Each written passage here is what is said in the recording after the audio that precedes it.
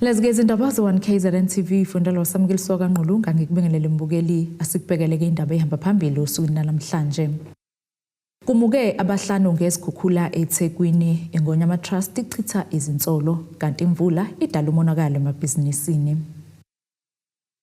Kubuka ukuthi ke ubezama ukuhlenga abakwabo ongomunye abamuke ngesikhathi kunesikhukhula eThekwini KwaZulu-Natal ulamadingiswayo waselokishini laMontville nongumama abantwana abathatha abadlule emhlabeni laba ke bebezama ukubalekela amanzi ebesengene endlini bebelele kuyo kanti uthi ke sekunzima ukukhola okwenzekile.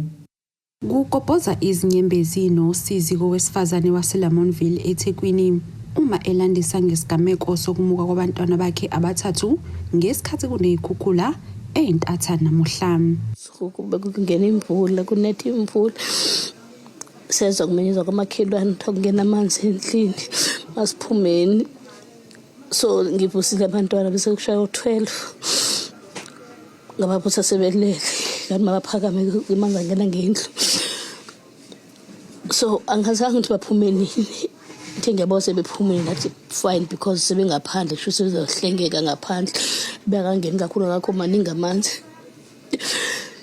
sahlala ke thina seqoqe ama-ID konke sithi sizibheka okubalekile teka sithi sifuna isicapha kanti manje seyingena ngemuva namacala konke isicapha sisavuleki sesikhiyelekile ngaphakathi kunamabhadla nje emawindi kwazi ukuthi ngaphuma ngizitshela basafe ke ikhulekile siyakhuleka sithi kuzokwehla nonke sibona abantwana kanti lokho abantwana basekho bahambe namanzi kubhlungu ma akholakala akwamkeleki ngilimele ma ngilemali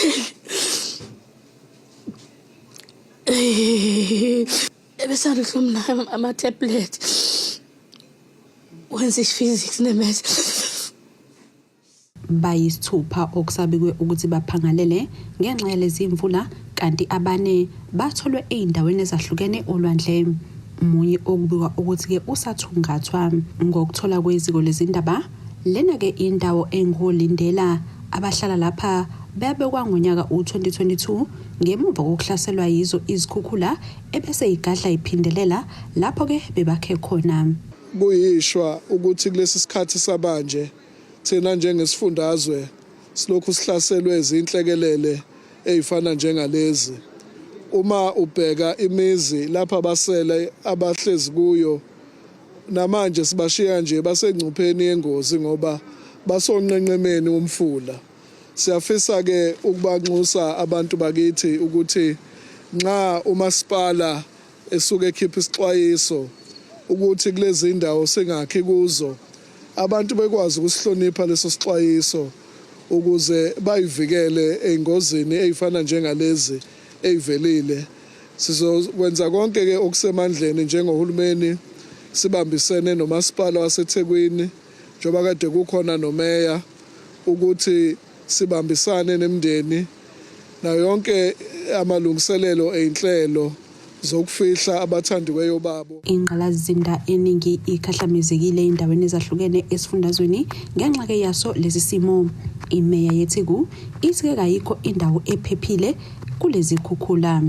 No area now is safe. And all what we need to do is to be careful in the way we do things. I think there was a question about the stormwater blockages. And I mean, yesterday, when we were here on Friday, we were told about yet another storm damage. You know, so these floods keep damaging our own infrastructure. Isexwayiso semvula sisekhona endabeni ze1 KZN TV kube kuntombi khona Mvubu eThekwini. Liziphendulele ibhodi leNgonyama Trust Board kwizinsolo ezenziwe elinye ilunga lebhodi uDokotela Thandiwe Dlamini. uDlamini wakhuluma ke ngesikhathi kunembizo yesilo uMisuzo likazwelithini esigodleni eMashobeni oPhongola. Ngezinye ke izinsolo ezenziwa uDlamini kubalwa ke ukushaya kwendiva kwesilo ukushushumbiswa kwezimali kanye nokunye.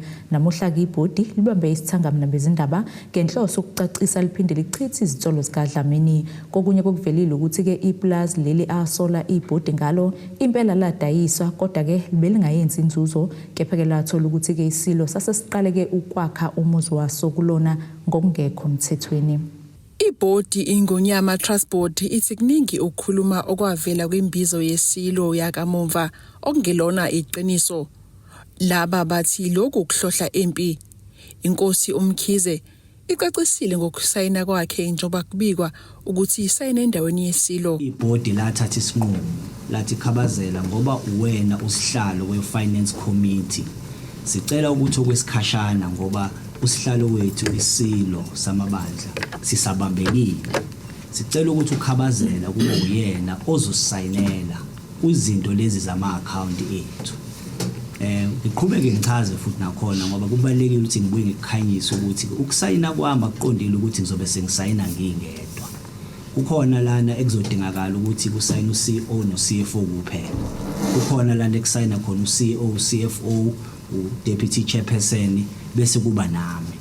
Kukhona nama-investment accounts ebese singasakwazi nokuthi sithole i-information kuona ngoba kwase kudingakala ukuthi senze lento ekuthiwa ufika. Isekela sihlalo kuleli bhodi yokulinda zama uthi khona izinyathelo abazozithatha ngilunga lebhodi uDr Thandiwe Dlamini owazwakala wabonakala ekhuluma embizeni yesilo. Khona isinyathelo esasithatha siyaqhubeka lapho engahambisanga kahle nangendlela eyamukelekile. Uzama uthi kade kwasa bevikela isithunzi sesilo. Khai sizamile futhi besimkhusela singafuni ukuthi izwe libone ukuthi number 1 i-organization is exposed and usihlalo wethu is exposed. Even our members of portfolio committee have tasted something that is not commendable. Uma sikhuluma ngenkokheli yethu, ngesilo sethu, ngosihlalo wethu, bese kuthiwa the king of the Zulus, lesi sizwe esihlonishwa umhlaba wonke. Asikho involved emotionally ngisho kwi-hostility ne-disrespect, and I want you to understand this thing. Ephawulo ngokuxoxa kwabo isilo beke kanje. Sisekhona. We are not suspended. Isikhulu esiphezulu uvela Mgwengwe uthi iplazi balidayisa ngoba lingenzi inzuzo. The next thing that happened is that someone started building a house on the farm. When we inquired who this person is, then the person produces a letter signed by His Majesty allocating this farm to him. Ezindabeni ze-1KZN TV ngo-Ayanda Dube kusemgungundlovu. Ziphinde ke zagadla kwazwela izimvula ezinamandla endaweni yasePortshepstone okuneseningizimu nesifundazwe KwaZulu-Natal. Lemvula ke zishiye kukhala kwabaningi kakhulukazi kosomabhizinisi abakhele indawo yasoGwini. Umnikazi webhizinisi lakhe izitini uSibongile Shusha wakwanzimakwe kuWard 10 ngaphansi komasipala iRainkonyeni uthi ke izimvula zigugule yonke impahla okusebenza nendle bebeyakhile egcine impahla kwasala kuumfula. Kusale kuumfula kanje kwindawo yebhizinisi lokwakha izitini pheceleza ama-blocks endaweni yakwanzimake kuWard 10 ngaphansi kwamasipala iRainkonyeni. Umnikazi webhizinisi uthi akazi uzothathana hlanganise nani njengoba kudaleka umonakalo omkhulu. Uma ngiphaphama namhlanje ngiphaphame sengathi ngikomunye umhlaba. Uma ngibona ngibheka esilephini ama-blocks abesesilephini awekho. Ngiyabheka lapho kuhlala khona imishini ayikho. Ngiyabheka indle ehlala amathuluzi ayisabonakala ukuthi yake abakhona indle behlala amathuluzi la enzansi. Uma ngifika lana ngiqala ngayenza ngikhulekile ngahluleka lokuqeda umkhuleko wami zehla inyembezi ngangazi ukuthi ngithini. Inkosi uba kunje ngenze njani. Ngathi ngiyabheka itina zihambile amaphaleti ahambile. Ngathi ngiyabheka uHighster la athi ukhona awusekho uHighster umuvile ukuthi na umuve kanjani azobanje lezi zitina lapha ezansi angazi. Ngiyabheka umshini wama-blocks awukho akubonakali. Ngiyabheka imixer amanzi angaphezulu kwemoto.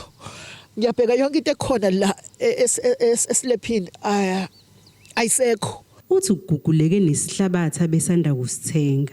okusho ukuthi mkhulu kakhulu umonakalo owenzekile. Uma ngibheka njengoba ngibuka ukuthi islab lesi singasenhla sidipikile, islab lesi singasenzansi.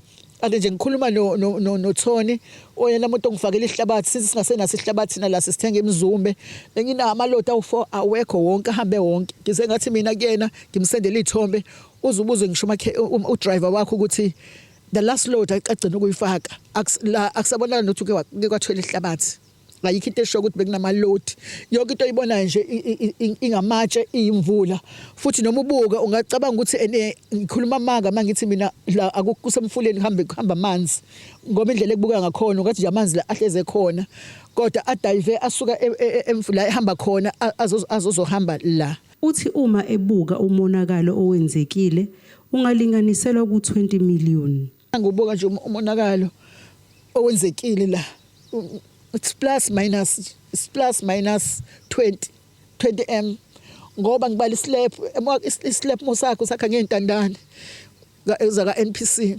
sihambe sonke and mubheka okamathuluzi ahambile njengoba ngisho ukuthi konke kuhambile akekho umuntu ebe expect ukuthi alikuzoba khona imvula kuhambile nje ngoba lapha ekuhlala khona usemende kumanzi ti. Esephetha uthi kunama order abantu abebethenga izitini angazi uzokwenza njani manje. Njengoba sikhuluma la I owe some people abathengile ama blocks but where are the blocks manje awekho. Fana abantu bahambisela ama blocks ngizowathatha. Omunye osinde ngokulambisa khona kwanzimakwe indlu iwa uyachaza. Mengiphapha ukuthi ayibona indlu ihamba yabo ayibo ayimithi ngiyaphaphama ngenyawo amanzi agcwele indlu yawo angithe ngisathi ngiyaphaphama ngisathi ngisathatha la okubalekile ngizwe ngesithongo aphuma tashibule bhuku la phansi bethe yapena ngombhede wami lapha yabo. Lo mbiko beniwethule lo Zamando Sicele wezindaba ze1 KZN TV ngikwanzimakwe. Asithishelele eyitolo sibe siqhubeke nasendaba zethu.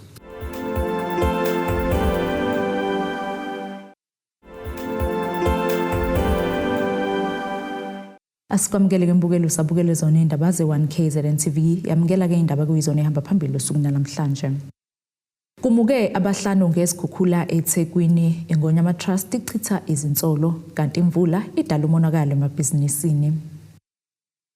Umhlazi wezopolitiki ozimele uDokotela Zakhele Shamasi uthi abantu abaqokelwe ukuba baholi iqembu leANC KwaZulu-Natal kubonakala ke bezokwazi ukuthi babuyise isithunzi seqembu kanye nokwethenjwa ngabantu njengoba ke benamava futhi ke sebebahola ezihlakeni zikahulumeni ezahlukene. UShamasi usho lokhu ngemuva kokuthi kunobhala jikelele weANC ethuleke ngokusemthethweni labaholi izolo. Umhlazi ozimele wezopolitiki uthi ukuqoka kwalaba bekufanele njengoba kuvele sebevele baba sezihlakeni zokuhola amava abo bazowasebenzisa ukushintsha izinkinga ezibhekene neqembu. Siyabona ukuthi abantu abanesithunzi abantu abazokwazi mhlambe ngethemba leqembu elibusayo ukuthi bazokwazi ukuthi babuyise isithunzi sika ANC KwaZulu-Natal babuyise futhi nokuthenjwa ngabavoti nokwesekwa futhi ngabantu nanokuthi izinto abayisho abantu bazokhola ngoba laba kade bekhona hayi ngoba mhlambe sithi sibacekela phansi uma sibabukela phansi yini bebezingane nangokweminyaka nangokwazi nje politiki sibonge futhi ukuthi mathwa reconfigured azange kuphele nyanya ngobuholo bekhona simbonile babudume buyiswa sambona umama noMagugu Simelane kwasengena laba abanyeke ubona ukuthi hayi inhlaka ekhona kwakhona nabaphumayo okufanele vele baphume ngoba namanje noma sebephumile basakhuluma lapha enhlakeni zokuxhumana. UShamase uthi ke bekufanelekile ukuthi laba bakhishwe njengoba behlulekile ukunxenxa abantu kuba bavote abanye ke benza nezinkulumo ezijivaza iqembu nakizo nakholela ukuthi yize siholele kuthini ke iqembu lehlelwe ukwesekwa. Kwakufanele ke bakhishwe labo bantu ngoba babekhuluma into zokuthuka nongahlonipha abahola abezinye inhlangano nanokuthi nje esikhundleni sokuthi banxenxa abantu bavotela iqembu elibusayo bavele balwa nje nama yamaqembu baze babambe nemhlangano benza ama mock funerals of other political leaders and parties. Manje uyabona ke labo bantu ukuthi akusiyo abantu ngabathemba ukuthi bangahola isifundazwe ngoba basafuna ukusibuyisela le emuva einqushunqushini nokuxabana. Siyathemba ke ukuthi ke laba abakhethiwe azoba namava futhi bayaziwa iprofile yabo noma ke phela abanye babo sebekhulileke kodwa naphambilini vele kuyaziwa ukuthi babe limisile iqembu lika ANC KwaZulu-Natal liphethe kusula ngo 1994 laze laphatha futhi ngo 2004 lithatha isifundazwe ngokuyimela lingasabambisene neqembu le-IFP njengoba kwenzeka phambili. uShamase uthi yize kunesikhulumo ezenziwa ezigodleni zokuxhumana ngabanye abakhishiwe lokho kumele kubathuse abantu njengoba lokhu kungezinye zezinto ezitholele ekutheni bakubekwe eceleni bekhishwe kuholini. Kukhona ke laba abakhuluma amazwi obona ukuthi bayahlekisa noma bazama ukusho ukuthi soke sibone yini noma bengakubeki kanjalo ngqo kodwa uyabona ukuthi bathi bona bathembe ukuthi kube khona ingqungquthela nezinkomfa ezobakhetha ngoba bona bayakholela ukuthi fanele bakhethwe abakholelwa ukuthi fanele babekwe benziwe inhlaka zesikhashana kodwa ke lokho akufanele kubathusa abahlali bakwaZulu-Natal ngoba utshengisa ubunjalo bomqondo nokucabanga nemizwa yalabo baholi abakhuluma kanjalo abasekwa vele ngoba yibona izinkulumo enjengalezi yize zenza ukuthi iqembu lika-ANC lehlelo ukwesekwa KwaZulu-Natal izinkulumo zabo ukwenza nokucabanga nokuphimisa kwabo kade bekwenza nokunganakekeli ukuthi iqembu lifunani mabe saqhubeka kanjalo batshengisa khona ubaba uMbalula benza into enhle ukuthi bababuyisele eceleni bangabafanga ngoba bebezoqhubeka babe uhlamvu olubolile embileni ovuthwe kamnandi. Ungqongqoshe wezolimo esifundazweni KwaZulu-Natal uThembeni Kamadlopha Mthetho uqoqozele ukutshala elokishini uMlazi njengoba ke iphinde washiya nembewu kwizinhlangano ezingenza inzuzo. uMadlopha Mthetho uphinde kwaqoqozela uhlelo lwalomnyango luka One Home One Garden. Nakuba behlala elokishini kodwa abantu abasha nabakhubazekile bakhombisa isasasa nothando lokutshala. Ungqongqoshe wezolimo esifundazweni KwaZulu-Natal uThembeni Kamadlopha Mthetho uhambele kuleli lokishi nalapho bevakashela khona izinhlangano ezingenza inzuzo kanjalo nentsha. Umthethwa uphinde wakhipha nezimbewu kulezi inhlangano.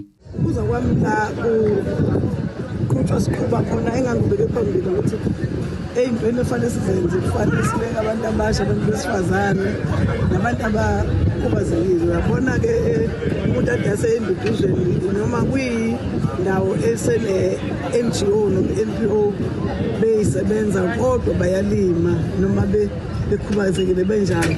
Senza ke ukuthi umuntu aqhube lokho siba encourageile satshala njengoba ngibona ngifaka amaphilifa nje ngithanda benginolima impela.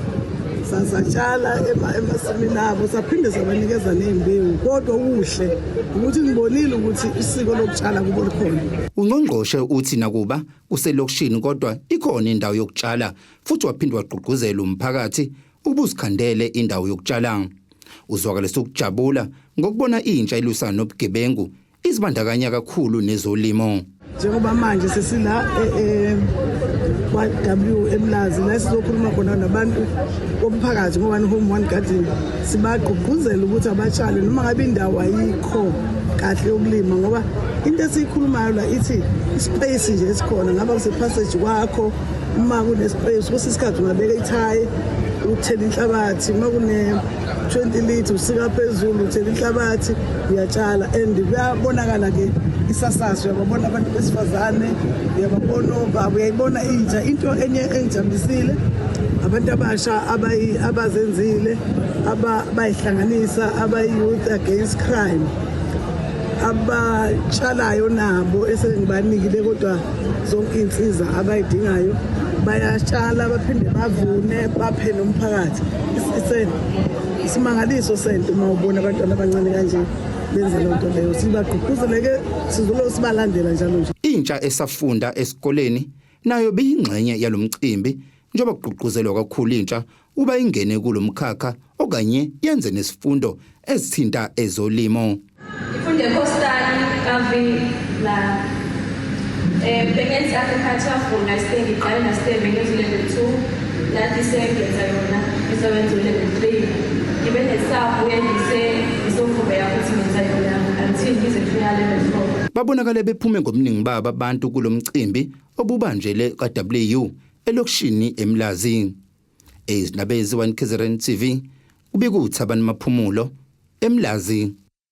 Abanikazi bezikolisa ngaphansi kwesifundo uMkhanyakude eNyakatho nesifundazwe bathi ke babhekene nobunzima bokuqhubeka ke umsebenzi wabo wokufundisa kanye nokunakekela abantwana ezikolisa ngenxa yokungakhokhelwa kwabo imali umnyango wezemfundo esifundazweni KwaZulu-Natal. Laba ke bathi bafuna izipendulo ngoba sekupheleke izinyanga ezingaphezulu kwezisikhombisa bengayitholile imali yabo. Zingaphezulu kwama200 ngaphansi kwesifundo uMkhanyakude izinkolisa ezingayitholile ke imali yazo eqhamuka umnyango wezemfundo nokungacaka ukuthi ke iyini imbangela yokuqoza kokukhokhela kwazo. Ikhathazekile siyama crash asemtuba almost uMkhanyakude wonke hayi umtuba wonke uMkhanyakude wonke nje sixakekile sinenkinga ama crash imali awayitholi kunama crash okusuka ngoAugust engakaze ayithola imali kunamabili nje engawabalula osekuna 2 years engayithola imali kodwa okubi kunakho konke ukuthi impumelelo kuzoba neqhakaza imali uke wayithola kanye ngonyaka odlule waphinde waqhubeka futhi wangayithola esingazi ukuthi inkinga yakhona iyini. Abasunguli bezindawo zokugcina ke nokukhulisa abantwana bathi nakuba iningi labo kade lisebenzisa ibhange ithala elinezinkinga kepha ke izinkinga zabo zemali kudala ke zabakhona. Manje ke okwenza ukuthi imali singayitholi ukusukela mhlambe imali kaOctober asikaze siyithole abaningi bethu besikade sisethala kodwa asisifaki isigameko sosethala njengento eyenza ukuthi singayitholi imali sibuka nje ukuthi umnyango wakwa education kukhomba ukuthi unenkinga kodwa esingayazi ukuthi singayibiza sithi iyini inkinga yakhona ngoba nezincazelo esitholayo aziqondile. Uma uya kwi-district ikhomba i-province uMaritzburg uma uthi useMaritzburg bakukhombe kwi-district yakho okusenza singazi ukuthi sizothi inkinga iyona yiphi kahle eyenza ukuthi imali singayitholi kuze kwafika isigameko sasethala safica sivele esikweletu. Abanye bakhala ke ngokunganakwa uhulumeni wesifundazwe ikakhulu ke umnyango wezemfundo kulolu daba oluthinta imali. Kungani thina kuma ECD singabi nayo idate ukuthi ngempela ngosuku ukuthi sizoyithola imali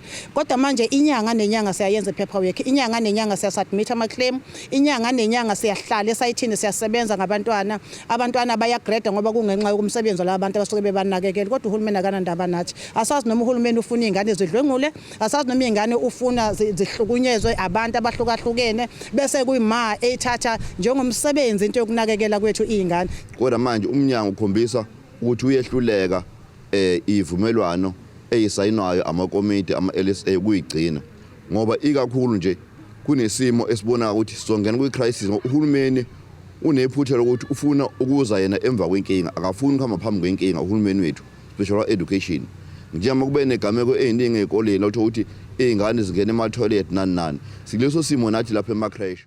Ngesikhathi kumnyango wezemfundo uthintwa ngalolu daba kuze kwashaya isikhathi sokuba ke udaba lungene emoyeni ungakaphenduli. Abanikazi beinkulisa banxusa uhulumeni wesifundazwe ukubungenelele exazuleni udaba lwezinkulisa ezingazitholile izimali eminyangweni wezemfundo. Ezindabeni ze1 KZN TV kuba iNkosi Mthembu eMtubatuba. Siphinde futhi seyitolo sibe siqhubeke nazo indaba zethu.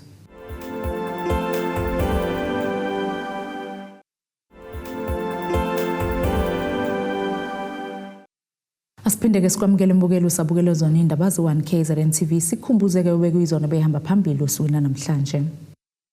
Kumuke abahlanu ngesikhukhula eThekwini eNgonyama Trust ichitha izinsolo kanti imvula idala umonakalo emabhizinisini. Ake sibheke enkosini yezomnotho.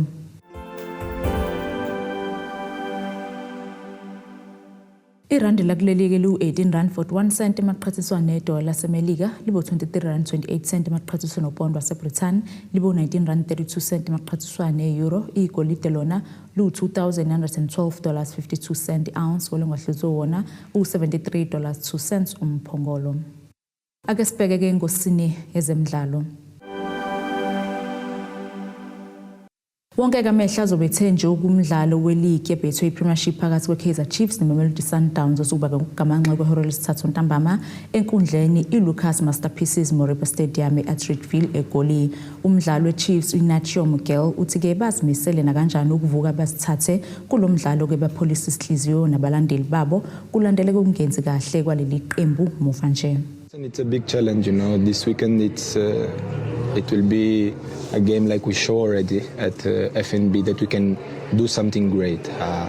We lose in the details. The second game, I don't want to talk about the second game, but the first game, it's the example that we can do something against Sundowns. Of course, we have to understand the moment of Sundowns. We have to respect them, but we have to be loyal to ourselves and we have to do what we are capable to do that can make the big difference on these games.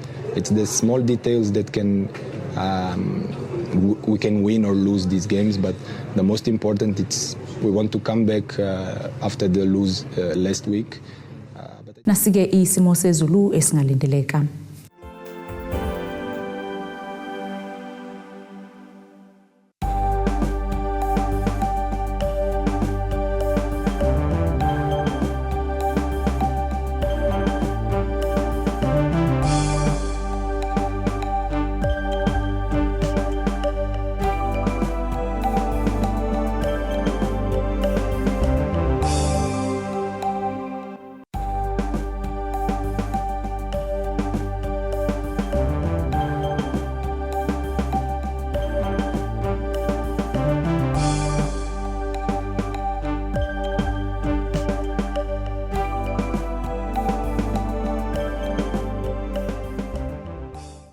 Bukelekeze yakuqa bese kuphathelwe zona usuku namhlanje mina nawe ke sophinde sihlangane kusasa futhi ngasisikhathi esifanayo nisale kahle.